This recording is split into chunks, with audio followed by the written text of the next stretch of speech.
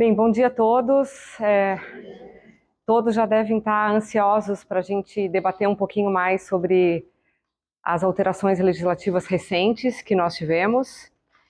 O registro de imóveis, o extrajudicial em geral, nós temos semanalmente novas resoluções, novos provimentos, circulares, alteração de lei federal, de lei estadual, lei municipal, alteração no Código de Normas.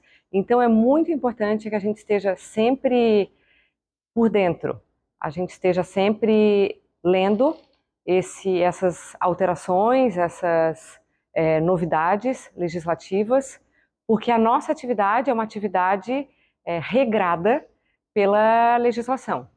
A gente não pode atuar e agir sem estar em conformidade com o que está vigente no país, independentemente se a gente concorda ou não.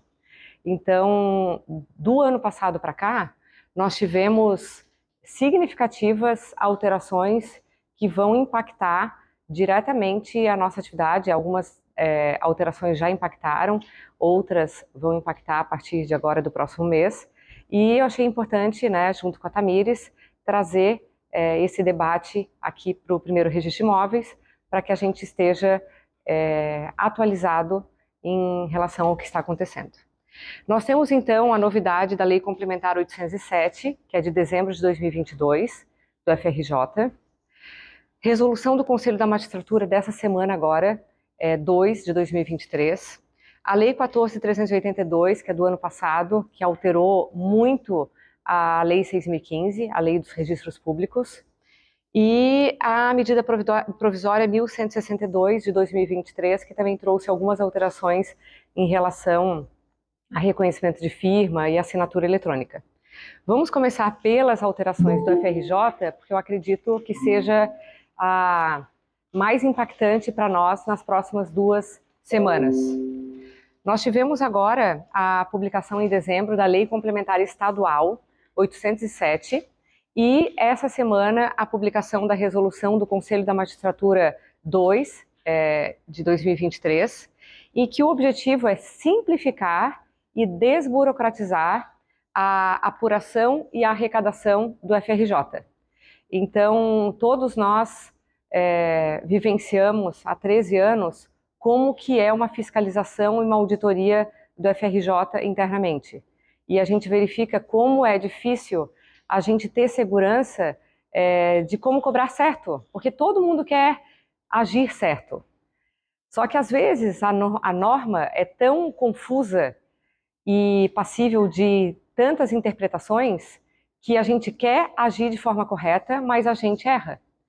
E uma norma de cobrança de tributo não pode ser passível de várias interpretações, porque nós podemos tanto estar prejudicando o usuário, cobrando a mais, como podemos estar nos prejudicando, cobrando a menos. Então, a regra tributária, quanto mais clara, quanto mais objetiva, quanto mais expressa, melhor para todos, né? Para quem vai fazer o cálculo, quanto para o contribuinte. Então, o objetivo dessa lei foi trazer simplificação a esse sistema de recolhimento do Fundo de Reaparelhamento do Judiciário, que é uma taxa que não fica com os cartórios, mas sim é destinada ao Poder Judiciário catarinense. E a alíquota agora não é mais 0,3% sobre o valor do negócio, né? Antes, se nós tínhamos um valor de negócio de 100 mil reais, uma casa vendida por 100 mil reais, 0,3, o FRJ seria 300 reais. Uma casa de 200 mil reais, 0,3, o FRJ seria de 600 reais. Agora, a base de cálculo não vai ser mais o valor do imóvel. A base de cálculo vai ser o valor dos emolumentos. Então, se nós cobrarmos 100 reais de emolumentos, 22,73% a mais é a título de FRJ. Se nós cobrarmos 1.000 reais de emolumentos, 500, 700, 751, independentemente do valor da cobrança de emolumentos, vai incidir 22,73% e vai ser acrescido ao recibo para o usuário pagar esse valor diretamente para a serventia. Então, o que nós temos? Nós temos esse acréscimo aos emolumentos, tanto de FRJ quanto de, agora, ISS. Nós tínhamos em Joinville uma lei que autorizava o repasse do ISS, que é um imposto sobre serviços, um tributo municipal, e autorizava esse repasse ao usuário. E essa lei foi declarada inconstitucional, por algumas questões formais. E agora essa lei estadual, essa lei complementar 807, ela unificou e padronizou para o estado inteiro o repasse do ISS para o usuário. Então nós vamos ter 22,73% a título de FRJ, acima dos emolumentos, e a alíquota de 3% de ISS, também acrescida ao recibo e repassada ao usuário. E aí, como que ficaria mais ou menos o nosso recibo? Nós teríamos um recibo com algumas colunas. A coluna dos emolumentos, a coluna do FRJ, a coluna do ISS, a coluna do subtotal e a coluna do total, né? O campo do total. Então, se nós temos cobrança de emolumentos de R$1.000, 227,30, que equivale a 22,73% sobre 1.000, a título de FRJ. R$30, que é o 3%, a título de ISS. Então, por esse ato de compra e venda, nós estaríamos cobrando um subtotal de 1.257,30. Aí nós vamos praticar também uma averbação de inscrição imobiliária naquele protocolo. 108,82 a título de emolumentos, 24,73, que é o 22,73% a título de FRJ, 3,26 ISS, chegamos a um subtotal. E depois a gente soma tudo e esse é o valor total do nosso recibo que nós vamos repassar para o usuário recolher. E essa incidência de FRJ é em relação a todos os atos notariais e a todos os atos registrais. Então não importa se é averbação, se é registro, se é com valor, se é sem valor, se é certidão, né? Se é reconhecimento de firma, se é autenticação de documento, se é uma lavratura de uma escritura pública, procuração, uma certidão de casamento, enfim, todos os atos praticados pelas serventias extrajudiciais catarinenses são passíveis, né, são fatos geradores, como se fala no direito tributário, dessa taxa do FRJ, cuja base de cálculo vai ser o valor dos emolumentos e cuja alíquota vai ser o percentual de 22,73%.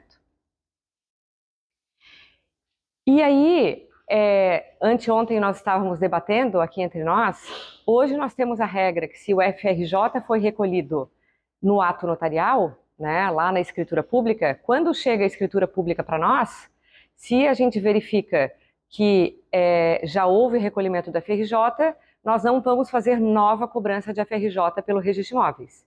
Essa era a regra antiga, essa era a legislação antiga.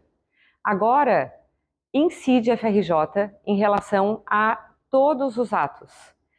Então, para nós, no registro de imóveis, se o tabelionato, pela lavratura da escritura pública, então ele praticou um ato notarial, fato gerador, ele já recolheu 22,73, quando chegar o título para protocolo perante o registro de imóveis, e nós sabemos que nós vamos praticar um ato registral, que também é fato gerador de FRJ, nós vamos cobrar 22,73% novamente.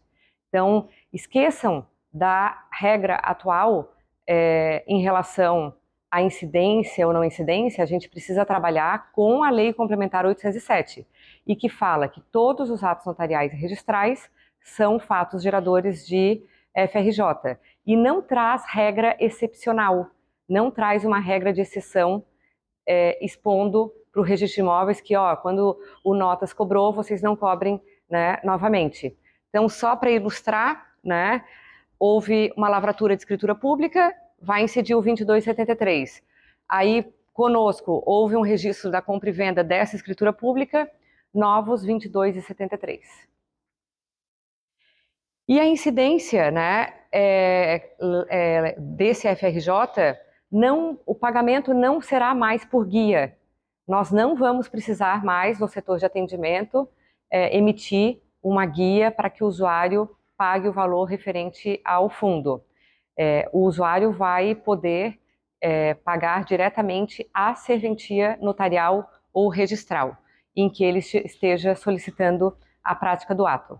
Então, naquele exemplo lá de R$1.000 ou de R$100, mais fácil, R$100, nós vamos cobrar os R$100 a título de emolumentos, mais 22,73 a título de FRJ, mais R$3 a título de SS, e esse valor total, 126 e alguma coisa, o usuário vai recolher diretamente para o primeiro registro de imóveis de Joinville.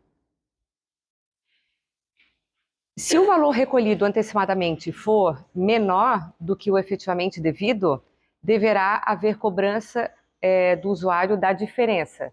Essa é uma regra de transição, em que eu vou explicar para vocês quando que vai valer, né, essa nossa cobrança da diferença. E se for recolhido a maior, nós vamos devolver a diferença.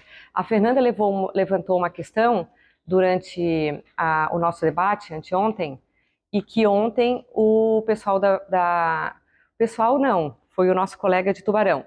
Inclusive, eu queria aqui em público expor que o trabalho de alguns colegas na construção, junto ao Tribunal de Justiça dessa regra e da regulamentação da regra, foi essencial, foi muito importante. E quem representou o Registro de Imóveis foi o colega titular de Tubarão, Dr. Sérgio Cupolillo.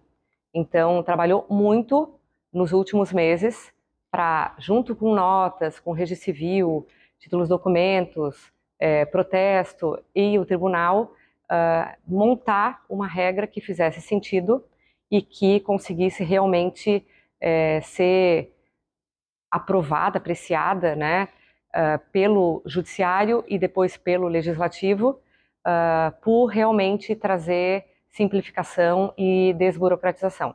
Então, os nossos agradecimentos, né, em função do trabalho feito pelo Registro de Imóveis, ao colega Sérgio Cupolillo.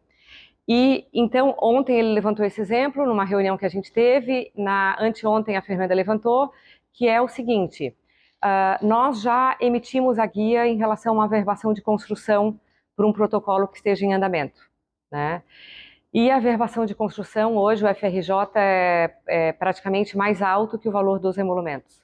E aí, quando nós recebermos essa guia novamente, nós vamos verificar que o 22,73 é um valor inferior ao que o usuário recolheu a título de FRJ.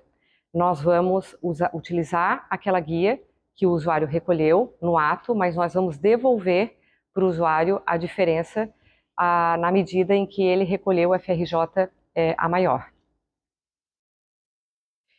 E nós precisamos também fazer menção desse recolhimento de FRJ no próprio ato registral.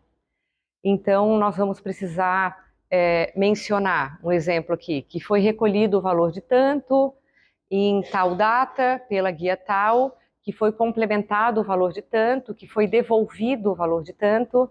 Então, esse controle de recolhimento, de pedido de complementação ou de restituição vai precisar fazer parte do ato. Eu acredito que seja o momento agora de transição em que a gente vai estar recebendo ainda muitos atos com a regra anterior. Esse vai ser o momento principal em que a gente vai ter essas complementações, essas restituições, essas devoluções. Acredito que a médio prazo, né, num segundo momento, a gente tenha uma redução significativa de complementação e de redução, na medida em que o cálculo vai ser mais certeiro e a gente não vai mais estar trabalhando com títulos recepcionados com base na regra anterior. Então, eu não sei se eu deixei claro nos protocolos anteriores, mas a regra passa a valer a partir de 1º de abril de 2023. Então, nós temos 2 semanas, né, da atual regra, e a partir de 1º de abril de 2023 passa a valer, então, essa nova regra, que é a da Lei Complementar 807. E nós temos regras específicas para alguns casos específicos, principalmente relacionada à escritura pública protocolada até 31 de março de 2023. Se nós tivermos uma escritura pública, 31 de março vai ser ali na sexta-feira, agora daqui 2 semanas.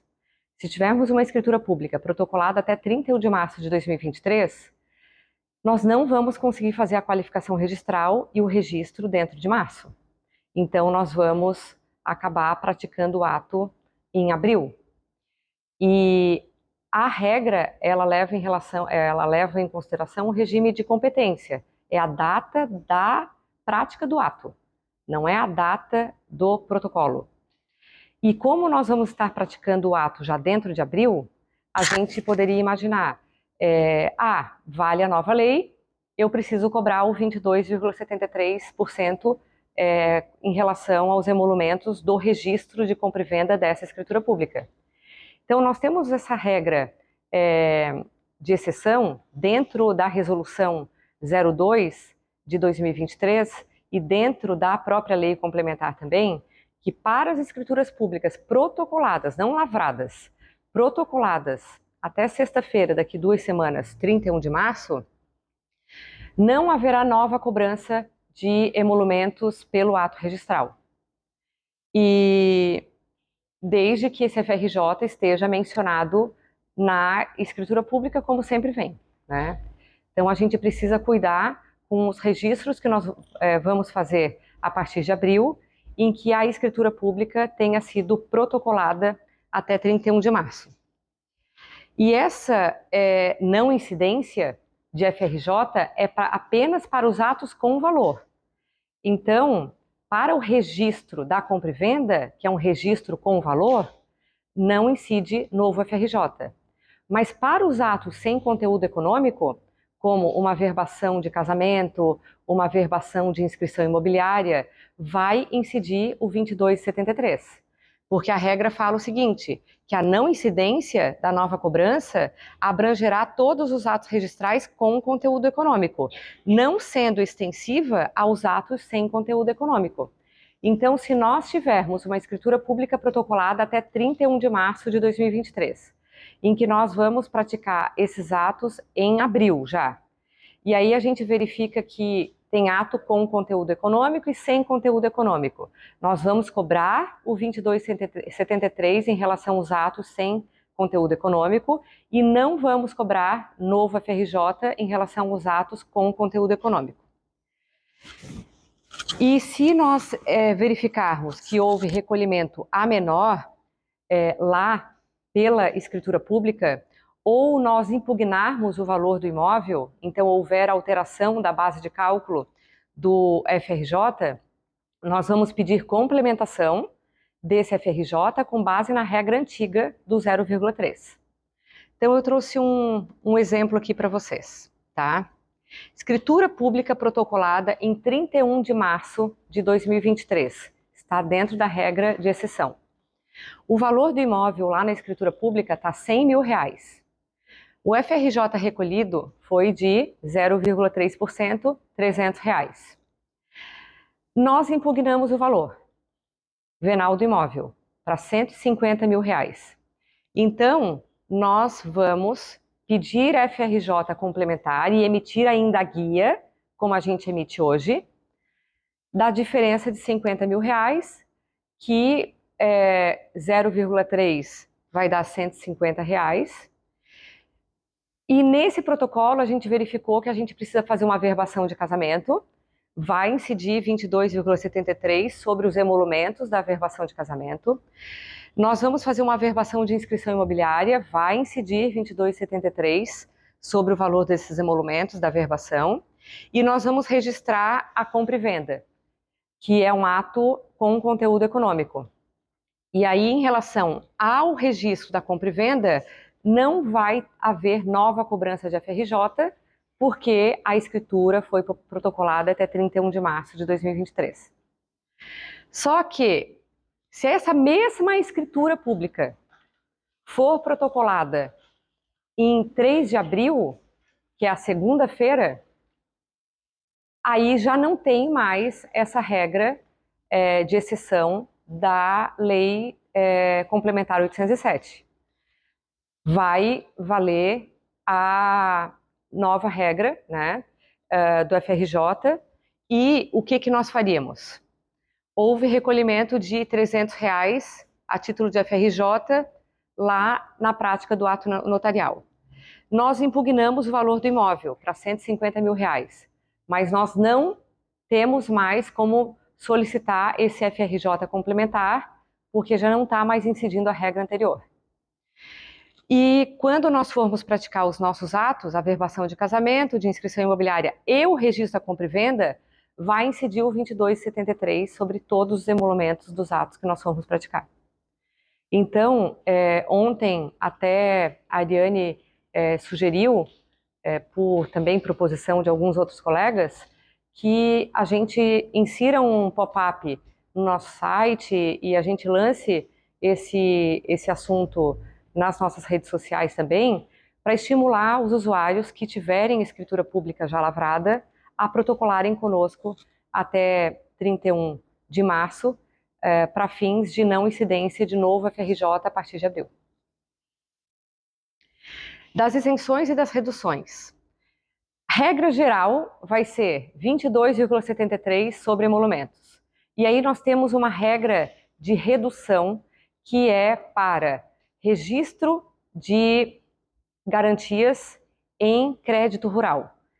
Então, a alíquota, ao invés de 22,73 para um registro de hipoteca de cédula de crédito rural, cédula rural hipotecária, vai ser 5%. Então, nós temos aqui, por exemplo, um registro de hipoteca de cédula rural hipotecária. Emolumentos R$1.000, o FRJ vai ser de R$50, porque não vai incidir sobre crédito rural o 22,73 e sim o 5%. E essa é a única diferença que nós temos de alíquota para o FRJ. A regra geral incide emolumentos, incide 22,73 de FRJ. Não incide emolumentos, não tem FRJ. A regra geral é essa, com a diferença de alíquota, que para todos os atos é 22,73, para constituição de garantia, então hipoteca ou alienação fiduciária de crédito rural, 5%. E tem um dispositivo também que nós não cobramos FRJ quando a gente, é meio óbvio, né? Quando a gente tem os emolumentos diferidos. Diferido significa que a gente vai cobrar lá na frente. Então a gente imaginou duas situações: a averbação de indisponibilidade, que a gente já averba e a gente cobra depois só lá no momento do cancelamento, pelo ato da averbação e pelo ato do cancelamento, e penhora de justiça do trabalho, em que a gente também pratica a averbação da penhora e lá nós encaminhamos o valor dos emolumentos, né, para o Poder Judiciário e posteriormente a gente recebe por aqueles emolumentos. Então, nesses exemplos de diferimento, não vai incidir FRJ pelo simples motivo de que nós não cobramos emolumentos. E quando houver essa restituição do FRJ, não vai mais ser pelo Poder Judiciário.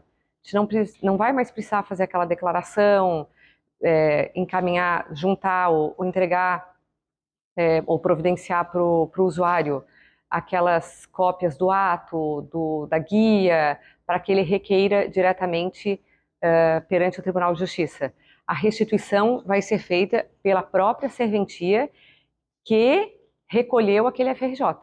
Então, claro que o registro de imóveis não pode devolver FRJ cobrado pelo tabelionato de notas. A gente pode restituir FRJ que nós cobramos do usuário. E essa restituição essa devolução que nós vamos fazer para o usuário vai ser objeto de compensação nesse valor total que nós precisamos repassar até o 5º dia útil de cada mês para o Poder Judiciário catarinense. Então, a restituição, como eu coloquei, deverá ser feita pelo notário registrador que efetivamente recebeu a taxa do FRJ. E quando que vai ser feita essa restituição? Quando tiver mudança de cotação, a gente achava que os emolumentos seriam de R$1.000, mas depois da nossa qualificação registral, a gente viu que algumas averbações não são necessárias e os emolumentos totalizaram em R$800. A gente precisa devolver o FRJ cobrado por aqueles emolumentos que foram reduzidos. Cancelamento ou retificação do ato. Desistência da parte com pedido de cancelamento do protocolo. Né? Então, nesses atos todos em que o ato também não vai ser praticado, nós devolvemos o FRJ recolhido. Assim como a gente devolve os emolumentos também. Foram revogadas todas as isenções de FRJ, como eu comentei com vocês. Então, a gente não leva mais em consideração assim, aqui era isento, aqui não era, aqui era recursos próprios, aqui era sobre o valor do negócio, aqui era porque era microempresário, ou entidades sem fins lucrativos, ou, enfim, não existe, houve uma revogação expressa da resolução do Conselho da Magistratura 4 de 2004, que era a nossa resolução base para analisar a incidência e as isenções do FRJ. Hoje, a regra geral é como eu comentei com vocês. Se os emolumentos são isentos, né, então existe regra de isenção de emolumentos, não tem FRJ. Se há cobrança de emolumentos, incide FRJ, com exceção da alíquota do crédito rural, que é de 5%. Essa lei complementar também trouxe algo que já era procedimento nosso em função de alteração na lei federal, mas é bom, né, quando a gente tem essa sistematização também no nosso estado, essa regulamentação também no nosso estado, a possibilidade de pagamento pelo usuário em meio eletrônico, cabendo a ele suportar os custos dessa operação, né, e os custos dessas taxas administrativas. Já é uma realidade para nós, o usuário consegue hoje fazer pagamento de emolumentos com cartão de crédito, parcelado em várias vezes, só que aí aquela taxa do cartão de crédito pelo parcelamento é arcada pelo próprio usuário. E, por fim, a lei complementar criou um comitê permanente do extrajudicial, chamado COPEX, que vai ter uma natureza consultiva e sempre que tiver alguma sugestão de alteração de norma que seja de reflexo e impacto para a atividade, esse comitê permanente vai ser consultado e vai ser constituído por um membro do Poder Judiciário e por membros do extrajudicial de cada atribuição. Notas, protesto, registro de imóveis, registro civil.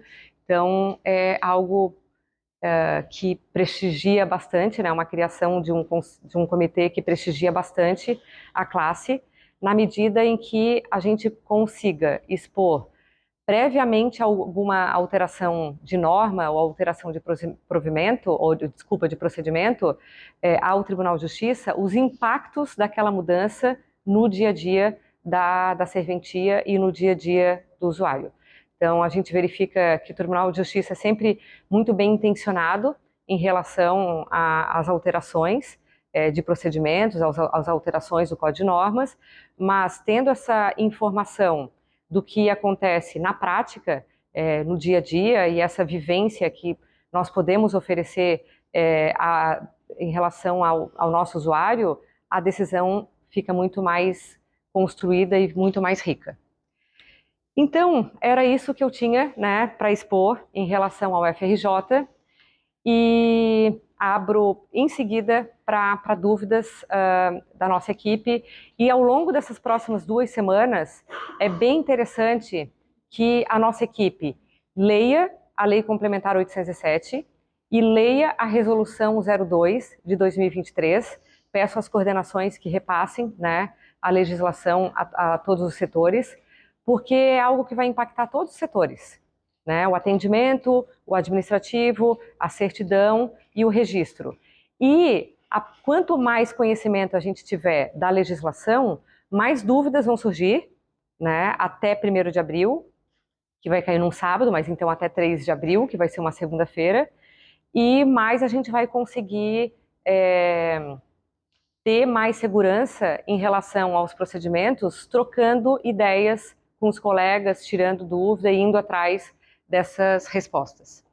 Uma outra alteração também grande, que eu já tratei no ano passado com vocês, foi a da Lei 14.382, que foi a conversão em lei da medida provisória 1085 de 2021. Então, nós já tivemos no ano passado uma aula sobre a MP, sobre a medida provisória 1085, e aí a 14.382, ela hoje, né, não tem prazo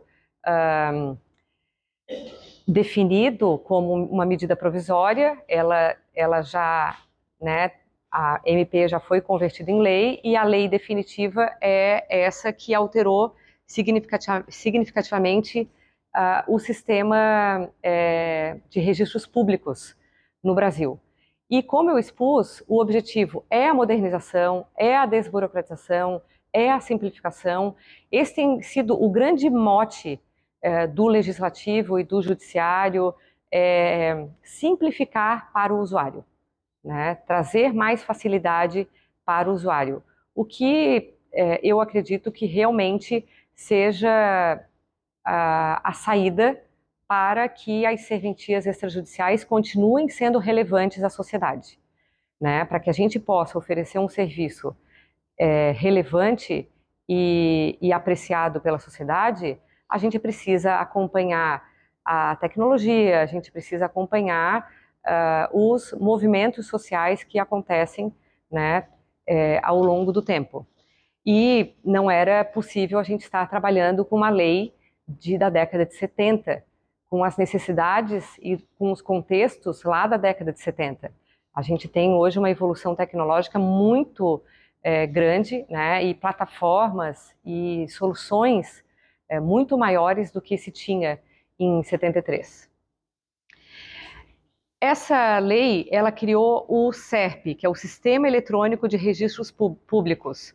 E eu trouxe para vocês agora porque o provimento é bem recente, é o provimento 139 de 2023 do CNJ, e houve um grupo de trabalho para a redação desse provimento, e participou desse grupo de trabalho o Dr. Rafael Mas dos Anjos, nosso juiz corregedor aqui em Santa Catarina, que fez um trabalho, né, como sempre, muito positivo e com bastante reflexão em relação à nossa atividade, para que esse sistema eletrônico de registros públicos realmente funcione. E o que ele é? Ele é uma plataforma que vai reunir todos os registros públicos, que nós temos 4 no Brasil. Nós temos Registro Civil de Pessoas Naturais, Registro Civil de Pessoas Jurídicas, Registro de Títulos e Documentos e Registro de Imóveis. Então, o SERP, ele tem como objetivo unificar os registros públicos e oferecer ao usuário um ambiente, uma plataforma em que o usuário entre apenas uma plataforma para acessar todos os registros públicos.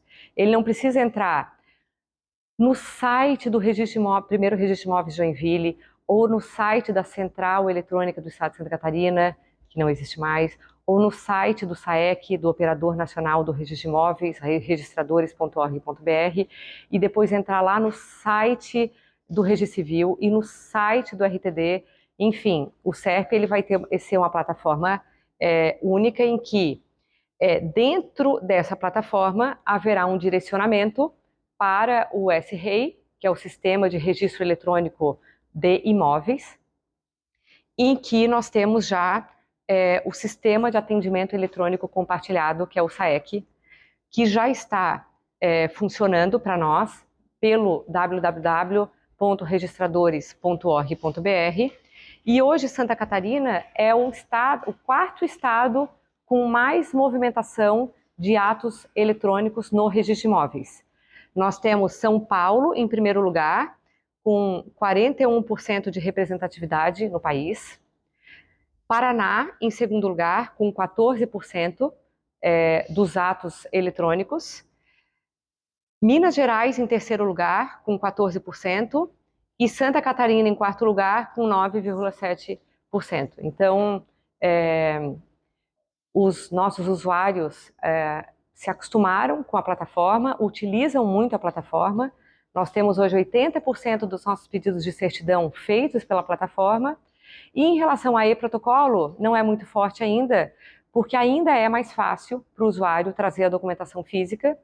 E o que é melhor para nós é sempre o que é melhor para o usuário, né? Se para o usuário, ainda que não tem ICP Brasil, não consegue fazer assinatura eletrônica qualificada, ou não consegue escanear com 600 dpi a sua documentação para nos encaminhar, é melhor vir aqui e apresentar o documento, esse é o jeito que vai continuar até nós termos uma tecnologia facilitadora para o usuário, que ele entenda lá que com poucos cliques ele vai conseguir fazer o protocolo eletrônico.